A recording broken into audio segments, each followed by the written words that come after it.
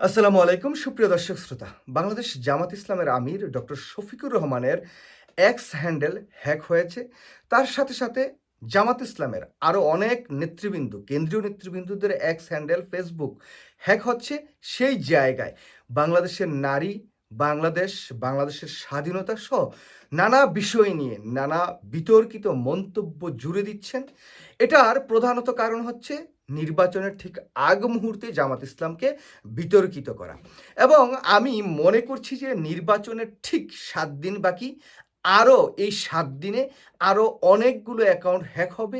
এর মধ্য দিয়ে জামাত ইসলামকে বাংলাদেশে আরও যত বিশাল আকারে মানে বিতর্কিত করা যায় সেই কার্যক্রমগুলো চলবে। দেখুন, বাংলাদেশের যদি সাংস্কৃতিক মনা বলেন, সাংবাদিক বলেন, সুশীল সমাজ বলেন, এই সকল এস্টাবলিশমেন্টের একটি চুলকানি আছে জামাতকে নিয়ে। কারণ জামাত ইসলাম হচ্ছে ইসলামিক একটি রাজনৈতিক দল, যেই দলটি এই মুহূর্তে রাষ্ট্র ক্ষমতায় যাওয়ার জন্য দ্বিতীয় সর্বোচ্চ মানে অগ্রাধিকারে আছেন, এবং তারা যদি জনগণের ভোট পায় তারা রাষ্ট্র ক্ষমতায় যেতে পারেন। তো বাংলাদেশের এই মুহূর্তে যে এস্টাবলিশমেন্ট আছে, এবং বাংলাদেশের থেকে পালিয়ে যাওয়া পতিত স্বৈরাচার আওয়ামী লীগ এবং ভারতীয় যে এস্টাবলিশমেন্ট বাংলাদেশে এখনো আছেন, তারা কোনো ক্রমেই চান না যে জামাত ইসলাম রাষ্ট্র ক্ষমতায় যাক। এখন জামাত ইসলামকে যদি এই নির্বাচনে ভালো ফলাফল থেকে বিরত রাখতে হয়, তাহলে দুটি প্রধানত বিষয় আছে, যে বিষয়গুলোকে আঘাত করলে জামাত ইসলাম মোটামুটি নারীদের ভোট থেকে তারা একটু পিছিয়ে পড়বেন। কারণ এই মুহূর্তে আমরা যেটা জানি যে বাংলাদেশের যে ভোটার বা ভোট আছে তার অর্ধেক হচ্ছে নারী আর অর্ধেক হচ্ছে পুরুষ। তো এখানে আমরা দেখতে পাচ্ছি যে নারী ভোটাররা কিন্তু জামাত ইসলামের মোটামুটি অনেকটুকুই সমর্থন করছেন, মানে অধিকাংশ, যদি আমি বলি 70% নারী ভোটার কিন্তু জামাতকে সমর্থন করছেন। তো এই জায়গায় নারী কেন্দ্রিক বা নারী বিদ্বেষী জামাতকে যদি উপস্থাপন করা যায়, তাহলে জামাতের প্রতি এই নারীরা যদি একটু বিদ্বেষ হয়, ক্ষোভ হয়, তাহলে জামাতকে যদি ভোট না দেয়, তাহলে নির্বাচনে বিজয়ী হয়ে রাষ্ট্র ক্ষমতায় যাওয়ার যে পথ সেটা রুদ্র হয়ে যায়। সেই কারণেই নারী বিদ্বেষী নানা ফেসবুক এবং এক্স হ্যান্ডেলে এই হ্যাক করে তারা এই সমস্ত স্ট্যাটাসগুলো দিচ্ছেন, যারা নারীদেরকে খেপিয়ে তোলা যায়। আর অন্য আরেকটি বিষয় হচ্ছে 1971 সালের মুক্তিযুদ্ধ। এই মুক্তিযুদ্ধ নিয়ে যদি আরেকটু বেশি আকারে জামাতকে বিতর্কিত করা যায়, তাহলে বাংলাদেশের কিছু মানুষের এখনও মুক্তিযুদ্ধ নিয়ে নানা চুলকানি আছে। তারা মুক্তিযুদ্ধটাকেই বাংলাদেশে প্রাধান্য দিতে চান, যেই জায়গায় বাংলাদেশের অর্থনীতি ধ্বংস হয়ে যাক, বাংলাদেশের সামাজিক অবক্ষয় হয়ে যাক, বাংলাদেশের চাঁদাবাজি, মাস্তানি, গুন্ডামি সব কিছু বহমান থাকুক, কিন্তু মুক্তিযুদ্ধটা একেবারে উচ্চ স্বরে থাকতে হবে। তো এই দুটি বিষয়, একটা হচ্ছে মুক্তিযুদ্ধ আর একটা হচ্ছে নারী, এই দুটি বিষয় ছাড়া জামাত ইসলামকে কাবু করা বা এই নির্বাচনে তাদেরকে বিতর্কিত করার আর কোনো পথ আমি দেখছি না। শুধুমাত্র এই দুটি বিষয়কে জামাত ইসলামকে এই দুটি বিষয় দিয়ে বিতর্কিত করার জন্যই কিন্তু এই বিভিন্ন সামাজিক যোগাযোগ মাধ্যমগুলো নানা পর্যায় থেকে তারা হ্যাকিং করছেন, হ্যাক করে নানা বিতর্কিত মন্তব্য বা পোস্ট সেই জায়গায় তারা দিচ্ছেন।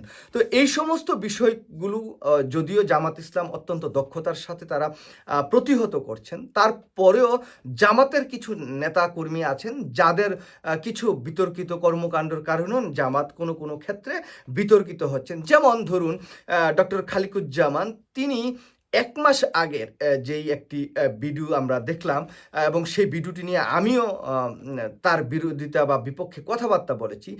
এখন এই জায়গায় আবার জামাত ইসলামের অনেক নেতাকর্মীরা আমাকে কিন্তু গালমন্দ করেন। কিন্তু দেখুন, তার যে আচরণটা ছিল সেনা সদস্যদের সাথে, সেটা কোনোভাবে কাম্য ছিল না।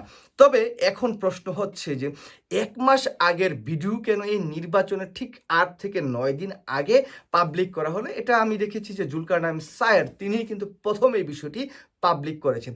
এখন দেখুন, সেনা সদস্যদের বডি ক্যামে ধারণকৃত সেই ভিডিওটি পাবলিকলি কিভাবে আসলো, সেটার পেছনেও কিন্তু যদি বলি যে সেনাবাহিনীর মধ্যে হয়তো কোনো একটা অংশ জামাতের বিপক্ষে অবস্থান করছেন, যারা চান না যে জামাত ইসলাম রাষ্ট্র ক্ষমতায় আসুক, সেই জন্যই কিন্তু এই ভিডিওটি এই মুহূর্তে সামনে আনছেন।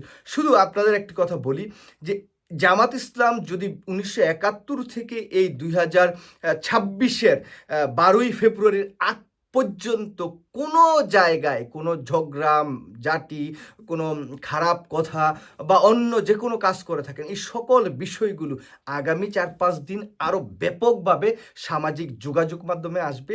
এটা টিভি চ্যানেলও প্রচার করবে। যেই প্রচারটা করে জামাত ইসলামকে বাংলাদেশের ভোটারদের কাছে বিতর্কিত করার চেষ্টা করবেন। এটার প্রধান কারণ কি আসলে?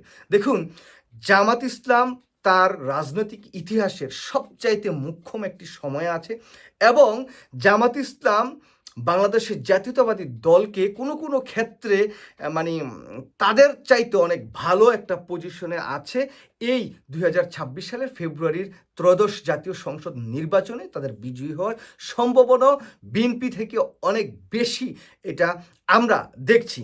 তো এই জায়গায় অনেক সাংবাদিক, বুদ্ধিজীবী বা যারা সংবাদ নিয়ে বিশ্লেষণ করেন, তারা নানাভাবে জামাতের যেই ছোটোখাটো বিতর্কিত বিষয়গুলো আছে বা এই যে হ্যাকিং করে যে সমস্ত বিষয়গুলো সামনে আনছেন, এগুলো নিয়ে কথাবার্তা বলে একটা ন্যারেটিভ তৈরি করার চেষ্টা করছেন। যে ন্যারেটিভটি হয়তো বা বাংলাদেশের যে ভোটাররা আছেন, ভোটারদের কাছে যদি পৌঁছে দেওয়া যায়, তাহলে কিছু ভোটার হয়তো তাদের এই কথাবার্তা শুনে মোটিভেট হয়ে হয়তো জামাতকে ভোট দিবেন না।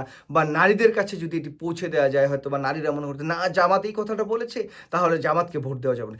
এই জায়গায় মানে জামাতকে রাষ্ট্র ক্ষমতায় যাওয়ার যেই ধাপ বা যে সিঁড়ি, সেই সিঁড়িটা যাতে আটকে দেওয়া যায় বা যে ধাপটা আছে সেই ধাপটা যাতে বন্ধ করে দেওয়া যায়, এই কারণেই কিন্তু এই যে জামাতের বিরুদ্ধে 1971 থেকে শুরু করে এই 2026-এর ফেব্রুয়ারির 12 তারিখ পর্যন্ত যত বিষয় থাকুক না কেন, সকল বিষয় কিন্তু সামনে নিয়ে আসবেন।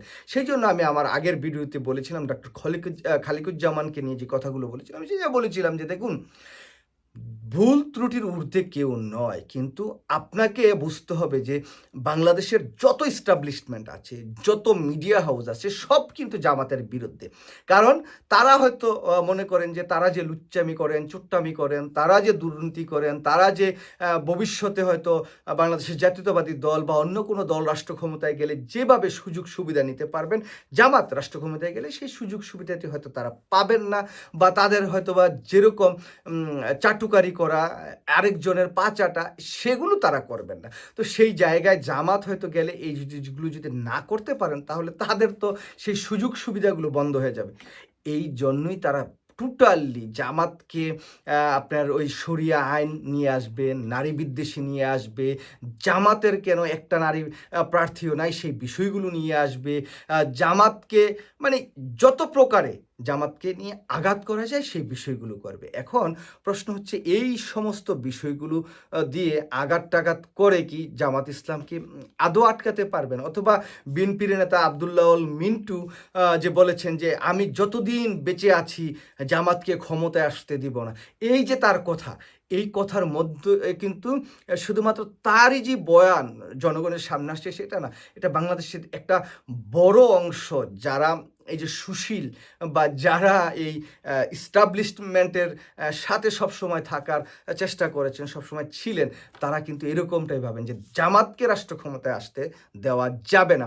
এখন এই জায়গা থেকে জামাত ইসলামকে অনেক সাবধান থাকতে হবে, তাদেরকে অনেকটুকু মানে সোচ্চার থাকতে হবে যে যে কোনো বিষয় নিয়ে হুট করে এমন কোনো মন্তব্য যাতে তারা না করেন যেটার কারণে জামাত ক্ষতিগ্রস্ত হয়। দেখুন, জামাত রাষ্ট্র ক্ষমতায় আসুক বা আমি জামাত করি এরকম কোনো বিষয় না। আমি চাই যে বাংলাদেশের রাষ্ট্র ক্ষমতাটা একটি ভারসাম্যপূর্ণ রাষ্ট্র ক্ষমতা থাকুক, যে জায়গায় বিরোধী দল একটা শক্তিশালী বিরোধী দল থাকবে, যে জায়গায় যে রাষ্ট্র ক্ষমতায় যাক তারও একটু জবাব দিতে থাকবে। এখন বিএনপি যাক আর জামাত যাক, আমার কাছে কোনো কিছুই ম্যাটার করে না। এখন দেখুন, আমি যদি জামাতের পক্ষে কোনো কথা যায়, তাহলে সেটা জামাতের লোকজন ভাবা দেয়, আবার জামাতের বিপক্ষে গেলে আমাকে গালমন্দ করে। আর আমি যেহেতু সাবেক বিএনপির একজন কর্মী ছিলাম, তো সেই জায়গায় বিএনপির হয়তো অনেকেই মনে করেন যে আমি কেন বিএনপির পক্ষে কথা বলে না। দেখুন, আমি যেটা বাস্তব, যেটা সত্য, সেইটা বলার চেষ্টা করি। আমার কোনো উচ্চবিলাস নেই বাংলাদেশে যে, বা কোনো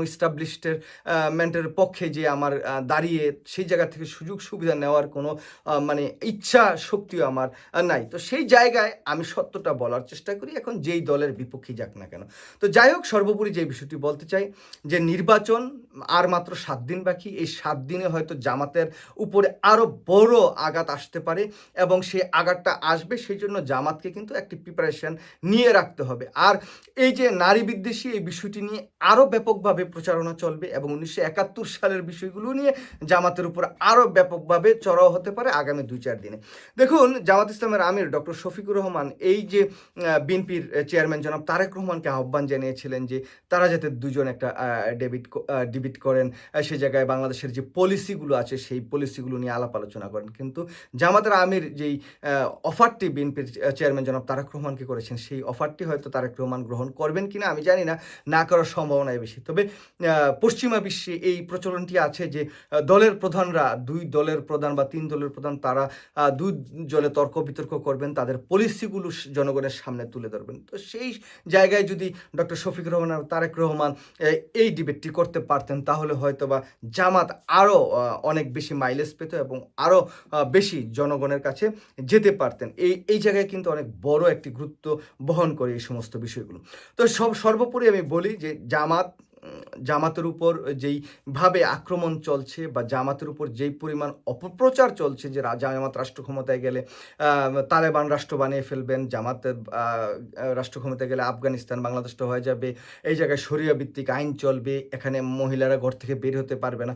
অথচ আমরা নানাভাবে দেখছি যে জামাতের যে নারী যে কর্মীরা আছেন তাদের উপর কিন্তু বিভিন্ন জায়গায় অত্যাচার হচ্ছে, তাদের উপর আক্রমণ হচ্ছে। সেই সমস্ত বিষয়গুলো কিন্তু দেখেন নিয়ে আমাদের দেশের যে সোশ্যাল মিডিয়া বা আমাদের দেশের যে মূলধারার যে মিডিয়া, তারা কিন্তু ঠিক সেভাবে যে সংবাদ প্রচার সেটা কিন্তু করছেন না। তো সর্বোপরি আপনারা যারা জামাত কর্মী আছেন অথবা আপনারা বিএনপি কর্মী আছেন, আমাকে কালমন্দ করুন আর যাই করেন না, কিন্তু নির্বাচনের ঠিক আগে আপনারা দেখবেন যে আরও অনেক ঘটনা হয়তো আসতে পারে।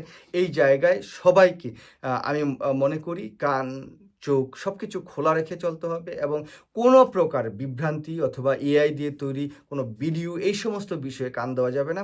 আপনাদের ভোট আগামী দিনের রাষ্ট্র ক্ষমতায় কে যাবে সেটা শুধু নির্ভর করবে না, আগামী দিনে বাংলাদেশটা কিভাবে চলবে এবং বাংলাদেশটা কি আদৌ কোনো পরিবর্তন আসবে কিনা, সেই সমস্ত সকল বিষয়ের প্রশ্নের উত্তর কিন্তু এই আগামীর যেই ১২ই ফেব্রুয়ারি ত্রয়োদশ জাতীয় সংসদ নির্বাচন, সেটার মধ্য দিয়ে আসবে। তো সেই জায়গায় আমি বলবো যে আপনাদের ভোটটি অবশ্যই বিচার বিশ্লেষণ করে দিবেন এবং তার সাথে সাথে জামাতকে নিয়ে যেমন কোনো বিতর্কিত কর্মকাণ্ড আমরা পছন্দ করি না, গঠনমূলক সমালোচনা হোক, তাদের পলিসি নিয়ে সমালোচনা হোক, ঠিক তেমনইভাবে বিএনপির বিষয়ে আমরা কোনো বিষয় দেখতে চাই না। আমরা চাই যে সৌহার্দ্যপূর্ণ অবস্থানে থেকে একটি নির্বাচনের মধ্য দিয়ে যেই বিজয়ী হয় সেই রাষ্ট্র ক্ষমতা আসুক, এরকমই চাই। কিন্তু এই জায়গায় কিন্তু আমরা একচাটিয়াভাবে বিএনপির পক্ষে বাংলাদেশের সকল এস্টাবলিশমেন্ট মিডিয়া সব কিছুই দেখছি এবং জামাতের বিপক্ষে কিন্তু ব্যাপকভাবে অপপ্রচারও দেখছি। এই বিষয়টি বাংলাদেশের রাজনীতি এবং বাংলাদেশের গণতন্ত্র প্রতিষ্ঠায় খুব ভালো একটা বিষয় বলে আমি কোনোভাবেই মনে করি না। তারপরও আমি আশাবাদী আগামীর যে নির্বাচন সেটি হবে বাংলাদেশের সবচাইতে ভালো এবং গ্রহণযোগ্য একটি নির্বাচন, যেটার মধ্য দিয়ে বাংলাদেশের জনগণ হা ভোটে রায় দিবেন এবং ভালো প্রার্থীদের পক্ষে রায় দিয়ে বাংলাদেশটা নতুনভাবে কিভাবে তৈরি হবে এবং সামনের দিকে কিভাবে এগিয়ে যাবে সেই বিষয়টি নিয়ে বাংলাদেশের মানুষ হয়তো স্বপ্ন দেখছেন, সেই স্বপ্নটা তারা বাস্তবায়ন করবেন। সবাই ভালো থাকবেন। আল্লাহ হাফেজ।